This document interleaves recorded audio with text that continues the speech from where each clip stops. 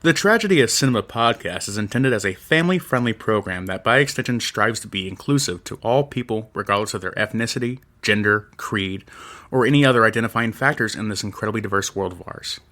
With that said, some of the films we discuss may contain serious subject matters or have content considered morally objectionable by today's standards. We do not intend to condone or dismiss these aspects of these films, but our primary focus will be on what we believe the film succeeds at, some fun facts, and our personal enjoyment factors of each film. With that said, we hope you enjoy the show.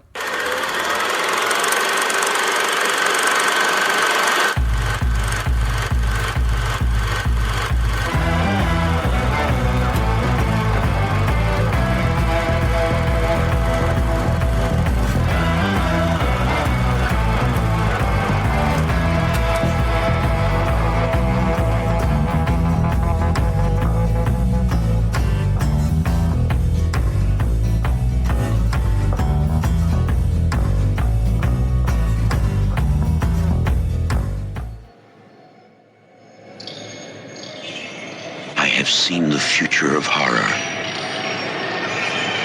His name is Clive Barker.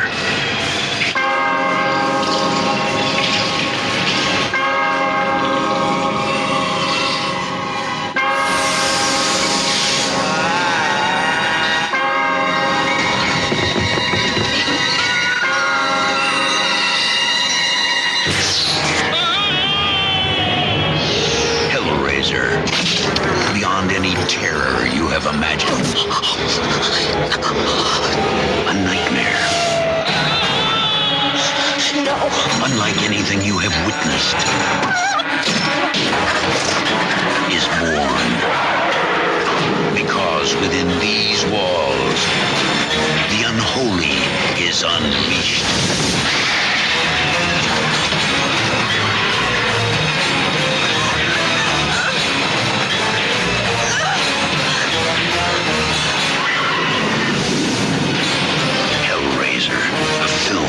Clive Barker will tear your soul apart.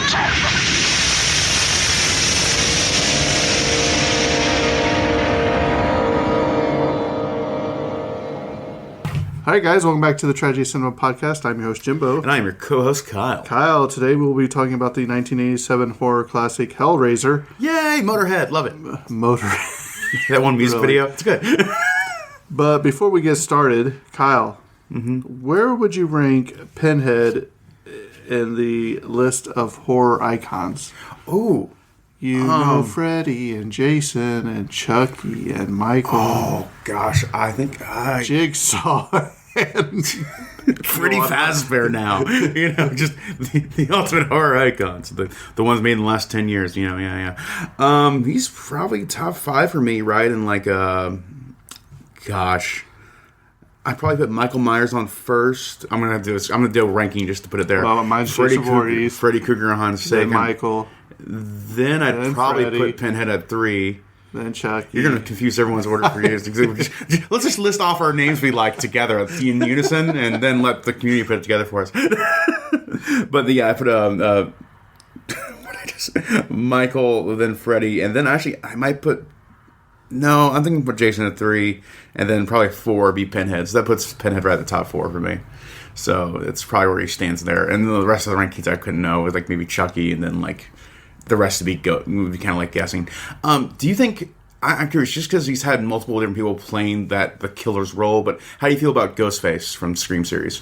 Do you think that he plays a horror movie? Sure. Icon that kind of way? So. Yeah. There's been rumors that he's going to get added to the next the current Mortal Kombat game. He's going to get added to the Mortal Kombat game. Goodness. And I'm like, how? He's just a guy. He's just a guy. Or a girl. Yeah, or a girl with a knife. Yeah, that sometimes too. both at the same time. Yeah, same times both. But that's next episode. We'll talk about that. When we finally get around to covering the Scream franchise in earnest. We have done the Scream franchise. And earnest. Ernest goes to the screen. Okay, well, now that you totally derailed this episode, I actually given you asked the questions, exactly. Yes, Kyle, let's go ahead and take away this episode. All right, Hellraiser, released on September 11th in 1987. The film follows a woman who discovers that a newly resurrected, partially formed body of her brother-in-law, and she starts killing for him to revitalize his body so he can escape the demonic beings that are pursuing him after he escaped their sadistic underworld. That was her brother-in-law? Yeah. That was her brother-in-law, who is also her ex-lover. yes. We'll get into like the deeper parts of the plot, but this movie is messed up. I would put this movie on the same level playing field as Event Horizon. There's just so much going on. It's just definitely a lot of the same inspirations, and definitely like the most dark and like kind of erotic horror almost that kind of goes into this kind of filmmaking. Yeah. And this is kind of Clive Barker's genre. Like he cast the entire shadow on this whole genre of horror that he kind of engineered in many ways. You know, and I told you, I said, Kyle, let's cover this because I want to see what the big fuss is about. Because I've only caught bits and pieces. I knew who Pinhead was. But I wanted to know, does he deserve to be up there in the same talks with Freddy and Michael and Jason? And after watching just the first one, I have to say no. Really? Right, because number one, they don't even call him Pinhead in this movie. He's just known as the lead Cenobite. In the first Friday the 13th, it's not even Jason isn't the main baddie. But you know his name's Jason, right? Yeah. But still, there's plenty of movies. Okay, Jim. Continue on. Pinhead is a horror icon. Anyways, this movie is directed and written by Clive Barker, produced by Christopher Figg, composed by Christopher Young, cinematographer by Robert Vigean. Budget of the film was just 900,000 USD, actually 1 million euros, but I looked at the conversion rates for 1987 to this one, came out with 900,000 USD. And just for inflation, that'd be about $2.4 million today, USD. I'm going to put that USD going forward. So, very cheaply made, and especially signing for like the actual visual effects they accomplished in this one. Like, you'd have to guess like the majority of the film went towards those pretty impressive visual effects throughout the film. Yeah. Pretty crazy stuff, especially like the chains going out everywhere, the makeup work they put on all the Cenobites, the box. Well, the box itself is probably a complicated thing. But the moving of the box. The moving of the box is pretty impressive. I imagine they did that with like reverse footage. It's just a Rubik's Cube. And a lot of that stop, and a lot of the conjuring of the bodies was like just melting wax figures, then filming it in reverse, so they could just record the bodies like rising up like melted wax. Really effective filmmaking techniques. But anyways, going forward here, we also have opening weekend and made $4.45 million. Just for inflation, it'd be at $12 million. This movie was kind of like an immediate return on investment, really well in that case. And then gross worldwide and U.S. and Canada and gross worldwide are very similar because this film was a very hard R for the time, and many theaters just straight up didn't allow it after several cuts to several different scenes. Kind of similar to Event Horizon, where Event Horizon those scenes got lost. A lot of Hellraiser stuff has been maintained to a degree. But this film was just on that line of just like specifically because how kind of sexually explicit the nature of Clive Barker's film work is. It kind of expresses the roles of like between R-rated and adults-only content. So it kind of makes it hard to get these films in theaters to a degree. But still, gross worldwide and gross in just U.S. are kind of similar at like 14.5 and it's 14.64 million and then 14.57 million. So a difference of $10,000 literally. Just for inflation though, that'd come out to about $39.5 million though. So literally just less than $3 million of investment for the initial film and a nearly $40 million return. Huge return on investment for this first film. Definitely a big success for them on that front too. No wonder this film has received like 8 sequels or 10, depending on how you count things, not including that new Hulu movie that I haven't seen yet, or that TV series they're producing now on HBO Max. Incredible stuff. So big legacy on that front. Let's see here. Let's move on to some of the awards of the film. Just a couple of awards. We have a nomination in 2010 from the Academy of Science Fiction, Fantasy, and Horror Films for the Best DVD Collection as part of the Hellraiser box set. And I think 2010, so that would have like all 9 movies at the time. And for the 1988 Ivori's Fantastic Film Festival, it won the Fear Section Awards to Clive Barker. Then in 1988, it was also had the Fantasporta nomination for Best Film, and it won the Critics Award for Clive Barker's choice as well. And that concludes a little award section right there. Some of the technical details of the film. This film has a runtime of only 94 minutes, so that's a pretty short but sweet kind of deal. And keep that 90-minute mark. It's good for horror movies, I agree. Do you like the 90-minute movies, or do you wish they were longer? Do you think it's too short, or do you think it's just enough time to get in and get out? I think it's just enough time to get in and get out. I think there's the place for like you either want to be just under 3 hours, or you want to be 90 minutes. Being in between that feels like you should choose one or the other in all scenarios for me. I never feel like I live a 2-hour movie feeling like that was just the right amount of time. It's either 90 minutes where I can just I can sit down, get it done, and I get everything I need, the highlights of everything I need to know about the plot real quick. Or you have that nearly 3-hour movie that feels like it lingers on a lot of things and gets a lot done. Going in between that feels bad. It's like an anti-Goldilocks zone for me, where if you have longer than 90 minutes or shorter than that much shorter than 3 hours, it's bad. So I like 90 movies in that kind of situation. How do you feel about it? It depends on the movie, I think. Sometimes 2 hours is fine. It just depends on the genre of the movie, and something like this is fine just to get in there, set the story, and get out. But then you go to something like Avengers Endgame when it's 3 hours and 20 minutes, or Lord of the Rings even. 3 hours. Those extended cuts especially. I think that is, you watch those movies and time just stands still. I would think when you're in a case for you're a 2-hour movie or a 250-minute movies, there should be a moment where an editor was coming in, you need to kill your darlings to make a better film. Because I feel like the 90-minute movie is just enough to get a punch in the face of just this is what the movie is and this is what it stands for and this is why you enjoy it. But I also think that when you're under the time crunch of the 90-minute movie that some important scenes can be left out and make plot holes. It's true. That's true. It's a delicate balance. I'm not going to it's not the barometer of good or bad for sure, but it is a nice little factor where I think if you're around the 90-minute mark, I think that's a really good a punch in the face of just this is the movie that you want to see and here's the best parts of it. I think it's great. And then if you're a 3-hour movie, it allows you to inhabit that space and feel the world more, versus anywhere in between those kind of time factors feels like it should have been one or the other. Well, even some of those old Universal monster movies were right at 60 or 65 minutes. They were just barely over an hour. Yeah. And I feel like those were a little too short. I wish I had a few more minutes of those characters because I wish they could have brought their darlings back a little bit. But we're getting off track a little bit, so we'll be back on here.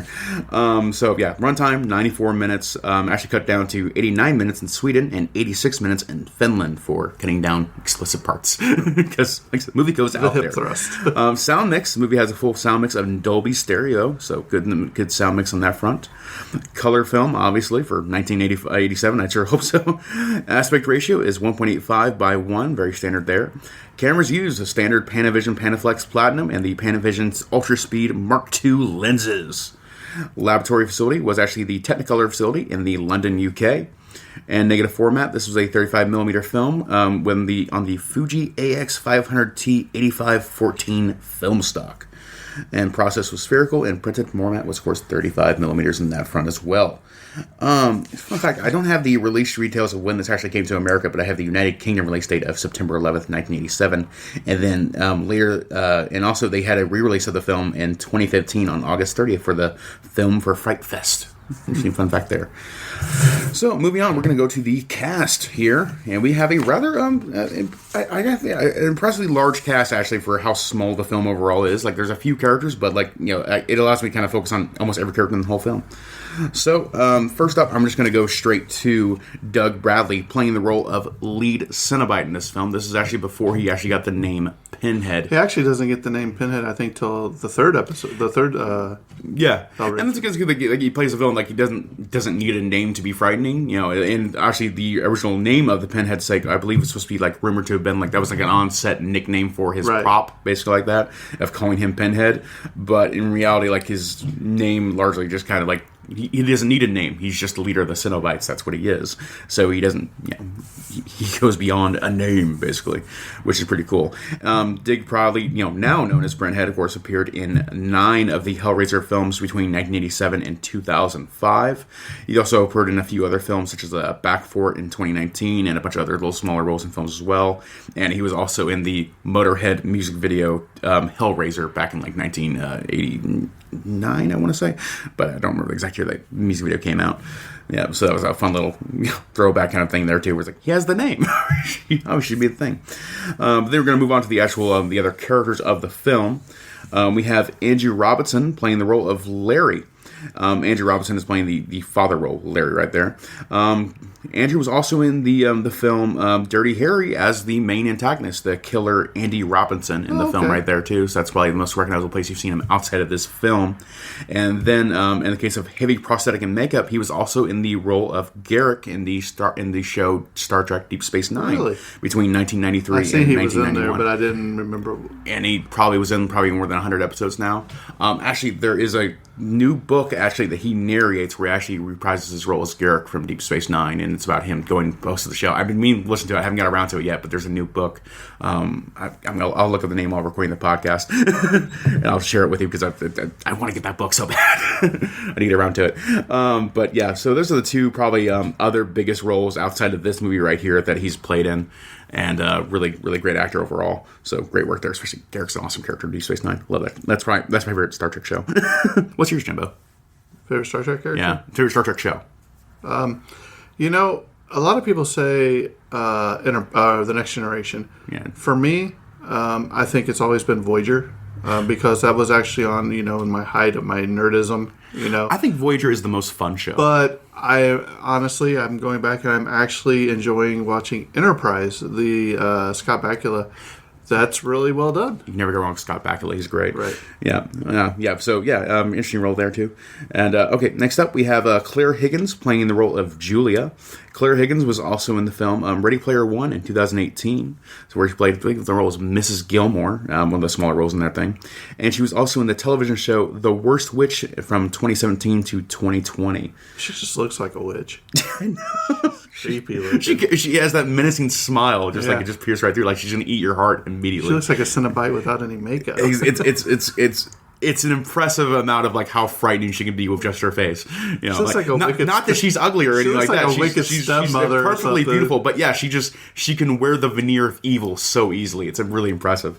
So that's really cool on her. Also, another fun fact, another smaller fact. A lot of these actors, they appeared in a lot of smaller roles for a few films. So it's going to be hard to see how many multi roles they have noted. So it's going to be a little bit out there right here. So next up we have Ashley Lawrence playing the role of Christy, who appeared again as her role in Hellbound, Hellraiser 2 in 1988, and was also a voice in the video game The Vanishing of Ethan Carter, released in 2014.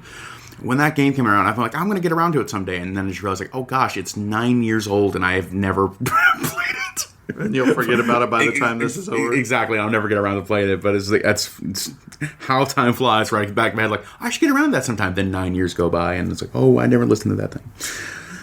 Anyways, moving on. Next up, we have Sean Chapman playing the role of Frank, the kind of the real antagonist of the film, if it were to the main, the guy who actually gets the puzzle box, opens it up, and then proceeds to be locked in the attic for weeks, I believe. Yeah, so Frank right there. So Sean Chapman was also in the film A Mighty Heart in 2007, and the film The Fourth Protocol in 1987. Next up, we have Oliver Smith playing the role of Frank as the monster, actually. Kind of like the initial crawling scenes where he's crawling on the attic floor and saying, I'm Frank, I'm a corpse, basically. Oliver Smith also, once again, reprised his role as playing the monster kind of, gooey flesh monster of himself in Hellbound, Hellraiser 2. He was also in the film The First Great Train Robbery in 1978, and the I believe it was a directed TV movie, or it was a TV show of the kind of like a Passion of the Christ story, but Jesus of Nazareth in 1977. I haven't watched any one of those. That's good. Good. So he was also in those programs as well. Next up, we have Robert Hines playing the role of Steve. I believe Steve was the boyfriend of the daughter, if I remember correctly. Mm-hmm. And Robert Hines was also in some of the films such as Frankenstein in 1994 and Weatherby in 1985. Next up, we have Anthony Allen playing the role of the first victim that Julia kills. Anthony Allen was also in the film Chicago Cab in 1997 and Slade in Fame in 1975. What is the title? Slade in Fame. Yeah. And then next we have Leon Davis playing the second victim. He was in the film Little Dorrit in 1987 and Chico the Rainmaker in 1974. Once again, just great title. Chico the Rainmaker. Go to your theaters now, kids. See Chico the Rainmaker. Watch it be an amazing film I just never took around.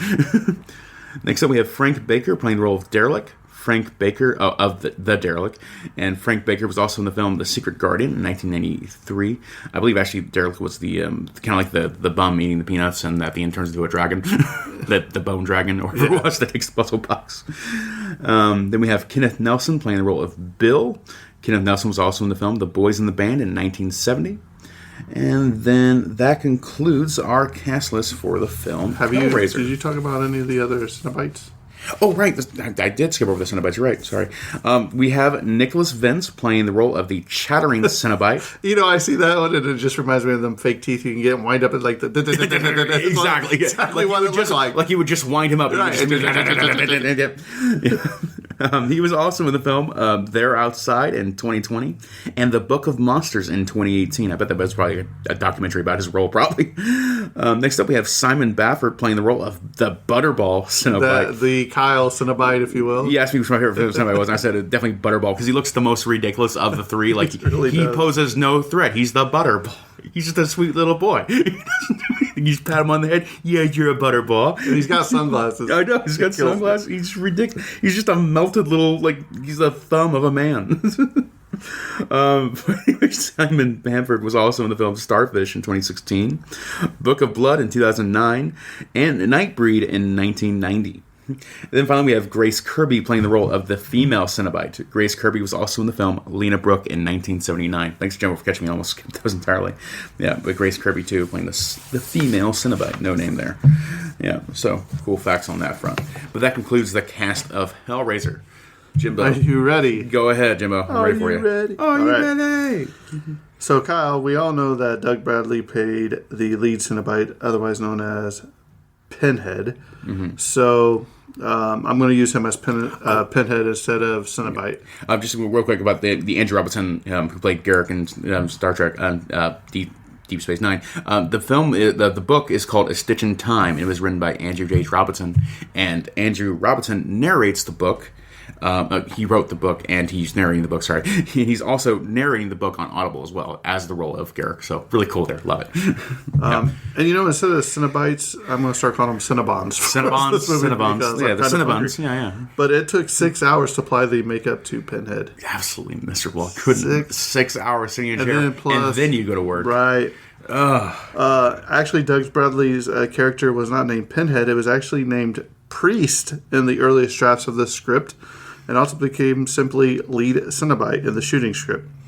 Pinhead originated as a nickname for the character. It stuck and began being used in the sequels.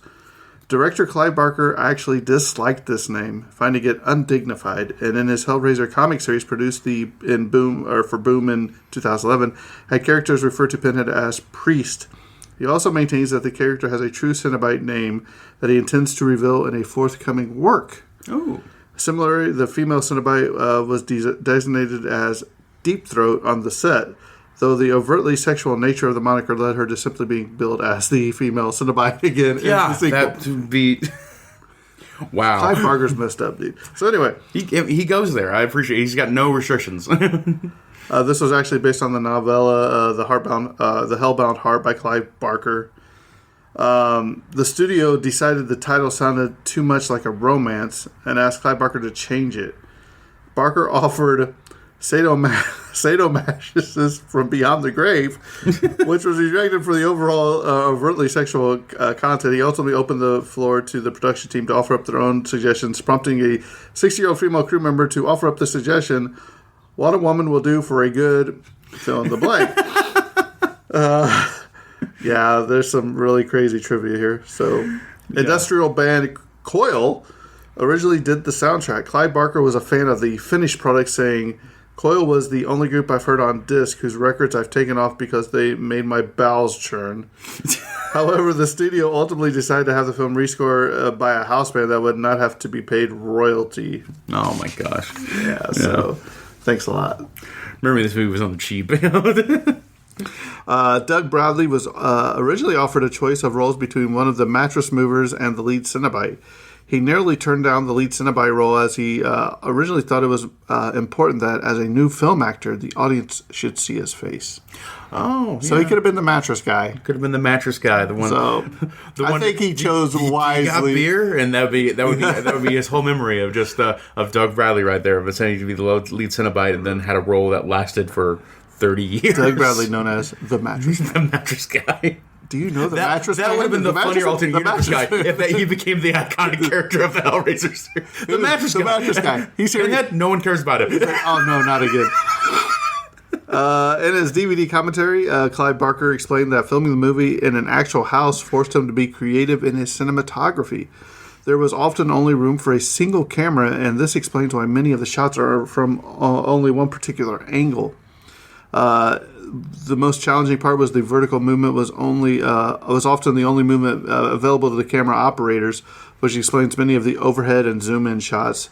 Only one room in the house, the attic, was shot on a soundstage, but only the FX shots used this attic set. I think that really works for the film, too, because it adds like a sense of claustrophobia to the entire thing. Like, the amount of times you're just so tight on someone's face watching the film, too. Like, it just makes you feel, like, just uneasy, which is really well, too. I think it's good for the film. Right. Many viewers have commented about the poor quality of the FX at the end of the movie.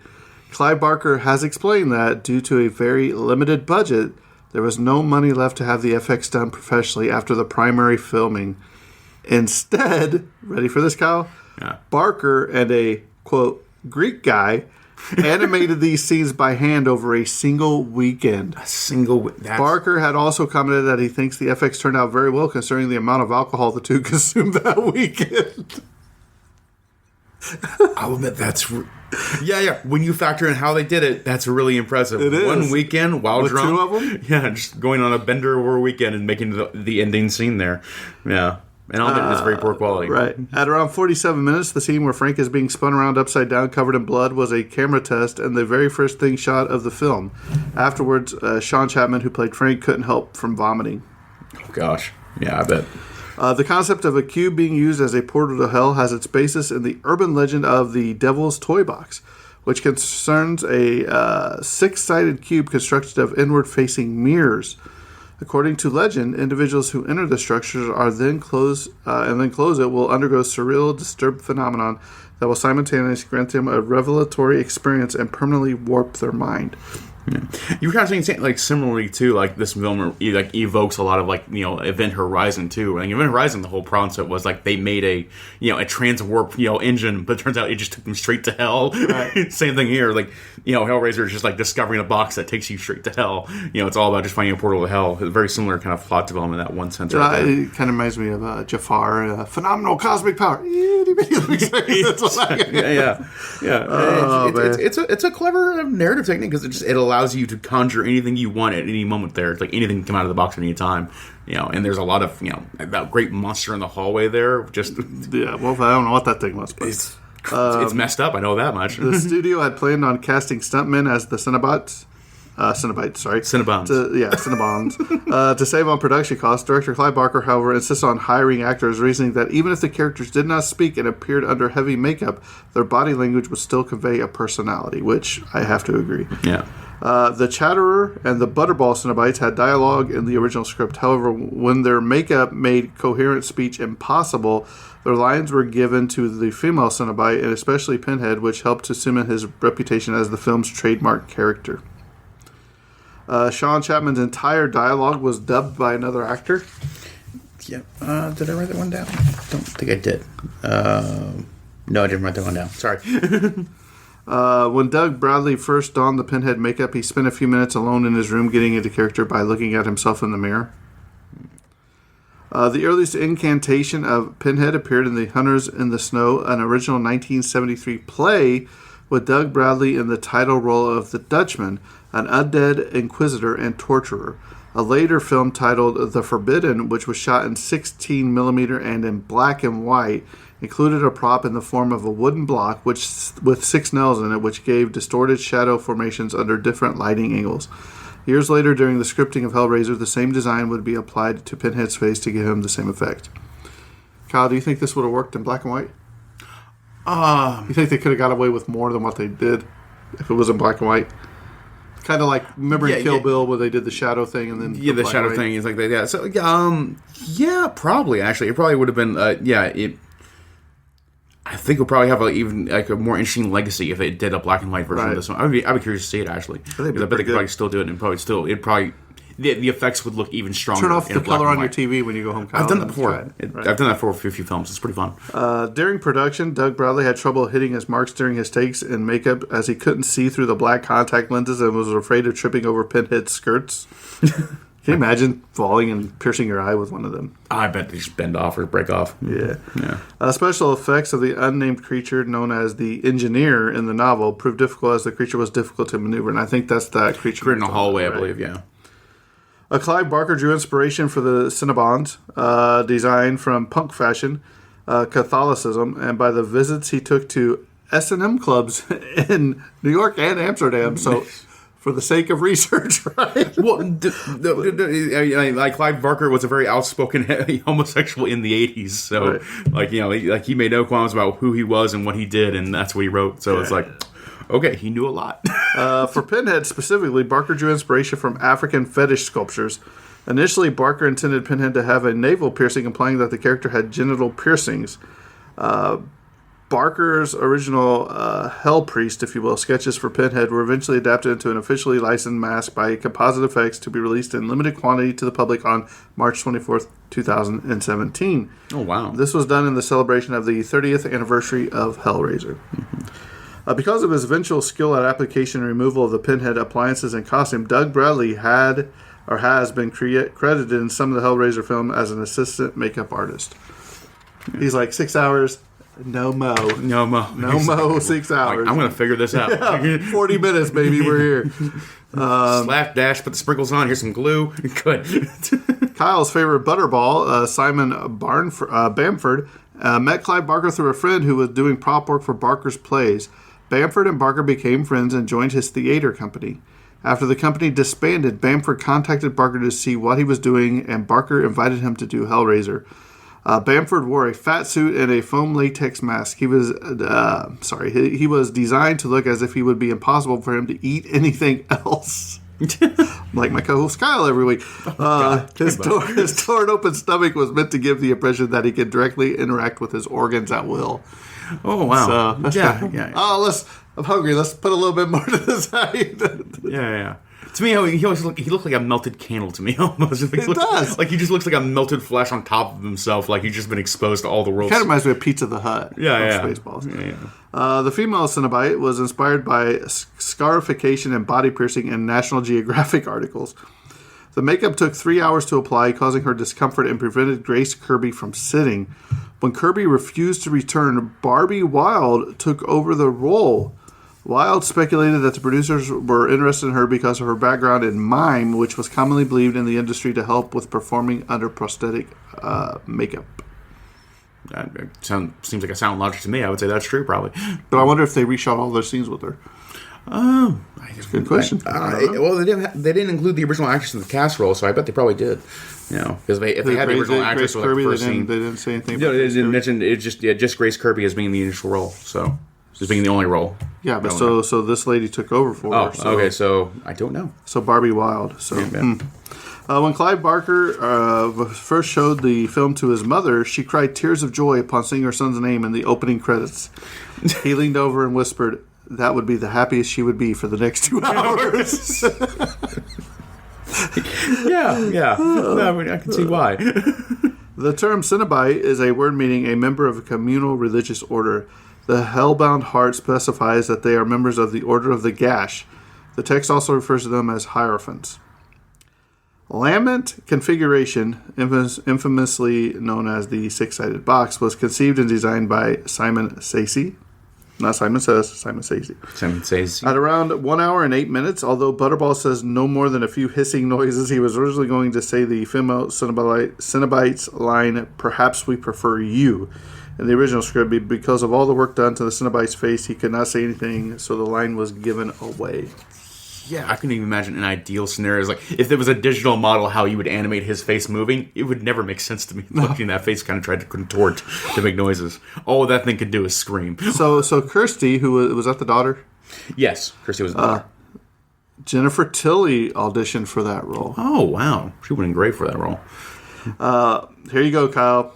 The website Mr. Skin posted the top 10 horror series with the most female nude scenes as of on October 2020.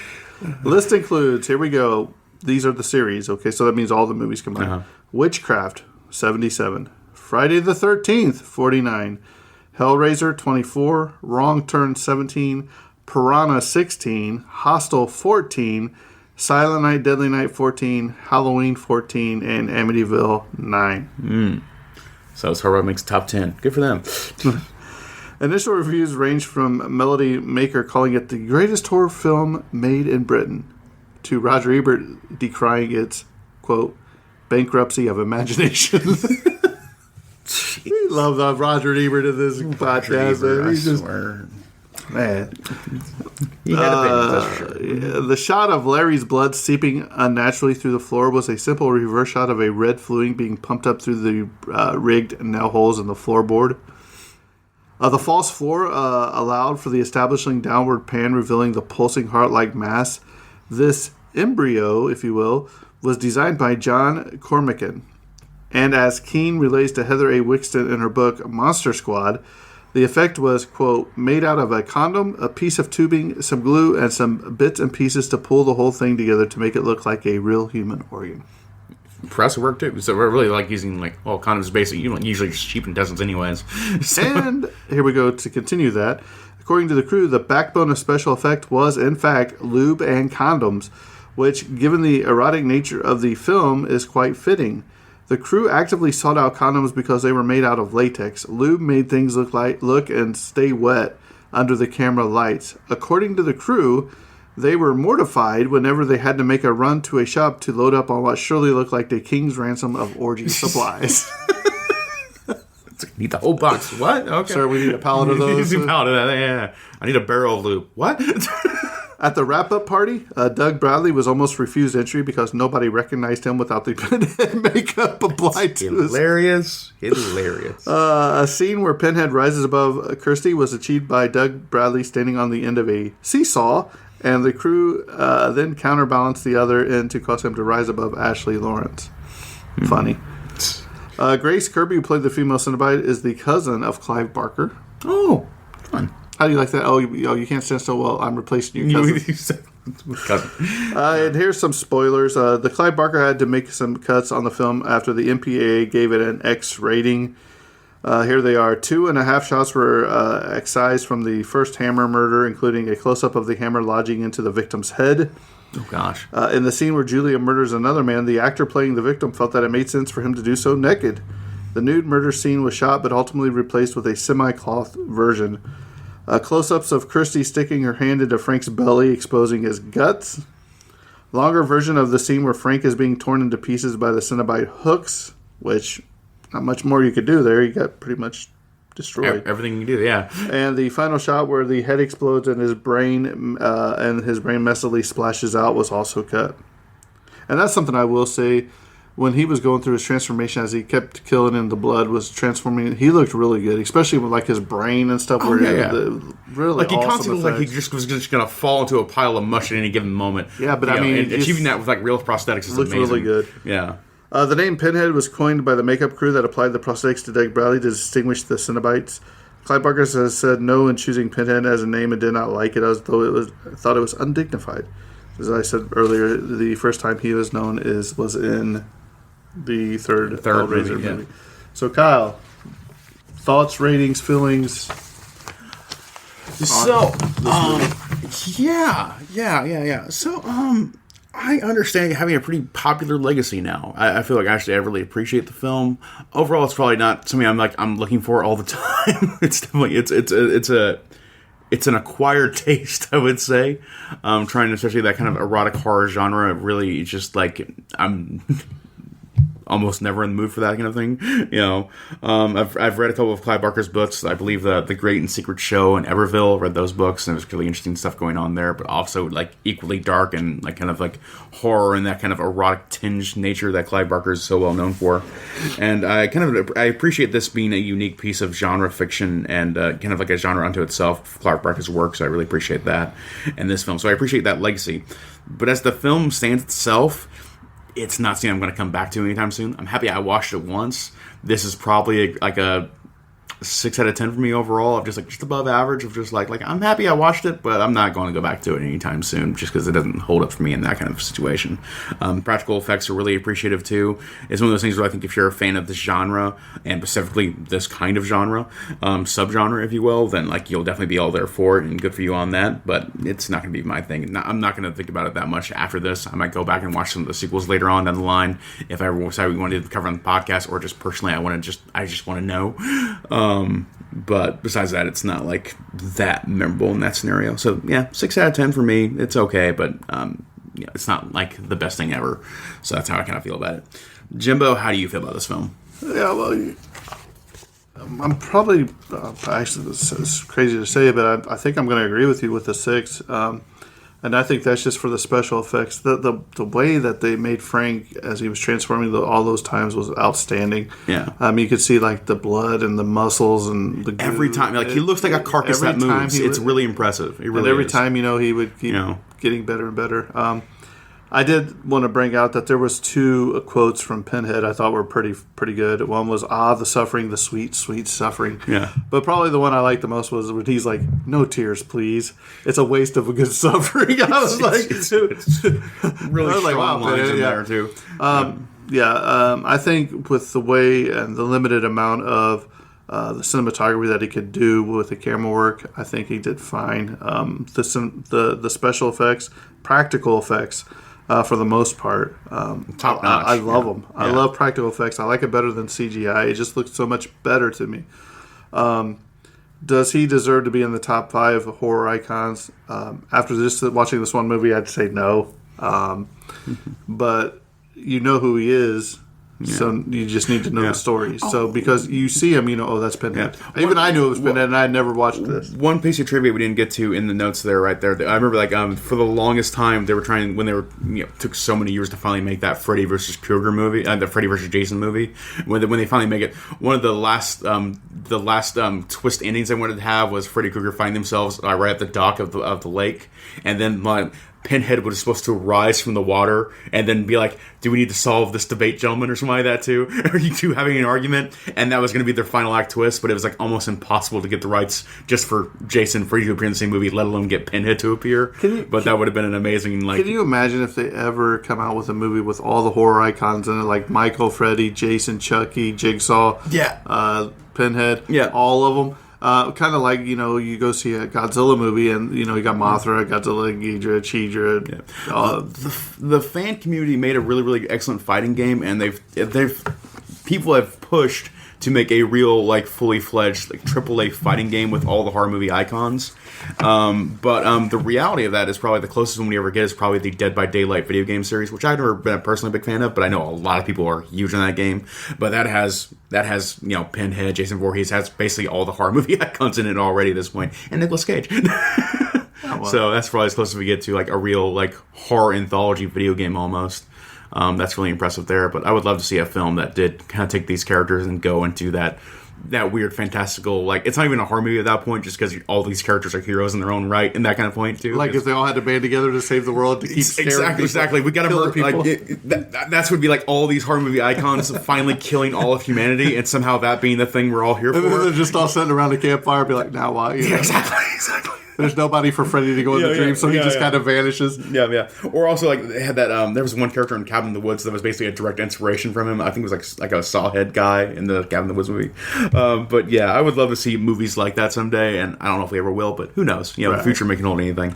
But I think we're dropping up to a close. What do you think? Yeah, so if you want to follow us on the social medias, don't forget, in just about a little over, release this next week, a little over 2 weeks, October 28th, Yeah. We will be on... Or a week after next, actually. So about 1 week from here, from when we post this. I know we're all recording this a second before we post it. Well, this will be dropping like on October 18th, which is my birthday. Yeah. You think this one was I was rough on this one? Wait till next week's episode because we will be covering the Rocky Horror Picture Show, and let me tell you, we have strong opinions on the matter. I have very strong opinions. It might be the worst movie I ever saw, so I'll give you that little teaser. I'll give you that little teaser. So, with that being said, I think this episode's coming to a close, and that's a wrap. And cut.